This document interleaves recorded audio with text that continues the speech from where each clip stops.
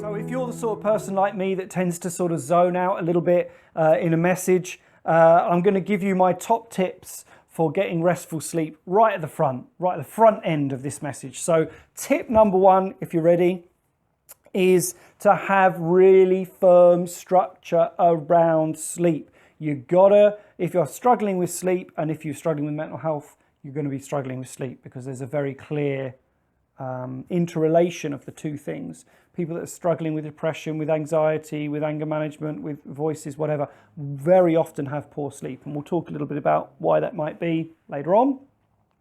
But you gotta have regularity. So don't just set an alarm to wake up in the morning, set an alarm to go to sleep at night if you're struggling with sleep. Wear the same sort of clothing, not saying don't ever wash it, but wear the same PJs or whatever, have the same routine, maybe have a relaxation routine or whatever before you go to bed, or a prayer routine if you're a follower of Jesus. That's all good, we've talked about that a little bit.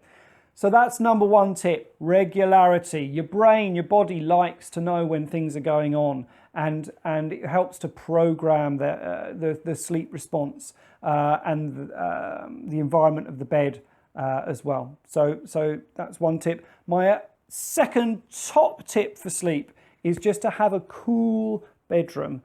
Sometimes we get too trussed up to sleep, but the body actually falls to sleep better in a cool room than it does in a very hot room. So those are my top tips, 2 top tips. Try saying that 3 times really fast. Okay, so attitudes to sleep have changed a lot over the last 200-300 years. Or even more than that. I guess back in sort of Elizabethan times, Shakespeare was writing plays and talking about sleep and saying things like, enjoy the honey-heavy dew of slumber. Another playwright writing about the same time was saying things about sleep like sleep is the golden chain that ties health and our bodies together. So we're actually finding out quite a lot about sleep now that agrees with what those Elizabethan playwrights were saying. But then things started to change, things started to speed up with industrialization, and very quickly our attitudes to sleep started to change with it. So that someone, Edison, who invented the light bulb, one of the biggest enemies of sleep, the light bulb rather than Edison, said that sleep is a criminal waste of time and a throwback, a heritage to our caveman days. And then later on, Margaret Thatcher allegedly said that sleep is for wimps. And apparently she only slept about 4 hours a night. Make of that what you will. But it shows that there's been a real change in our attitude towards sleep, from seeing it as something that's restorative and incredibly important for physical and mental health to something that's kind of, it's a bit annoying, you have to do this, isn't it? And especially now that we have Netflix and we have Disney Plus and we have, oh my goodness, all these other things coming, Amazon Prime, you get tied into your series and you just want to carry on, and sleep is like, oh man, I can do with less sleep. It's okay, I'll feel a bit grotty. But as we talk about it, and as you start to find out how important sleep is and why God's given you this amazing ability to lose consciousness for like huge periods of your day, you will realize that it's the best medicine that you haven't been taking. So let's move on a little bit and talk about a little bit of why we sleep. So if you live to be 100 years old,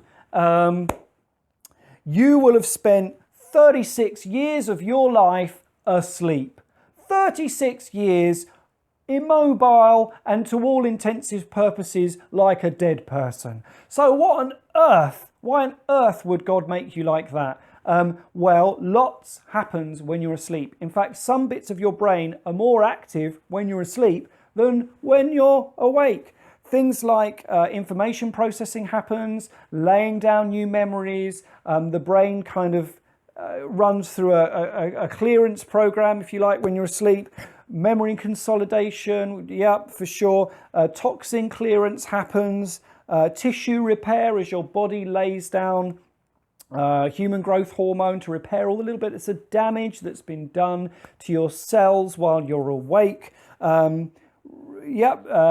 metabolic programming that happens, and of course energy replenishment, so that you wake up feeling refreshed and feeling ready for the day. So all this happens while you're asleep, and more. The more we look into sleep, the more we find out that all animals sleep in some way, shape or form, but it's really, really important. Okay, so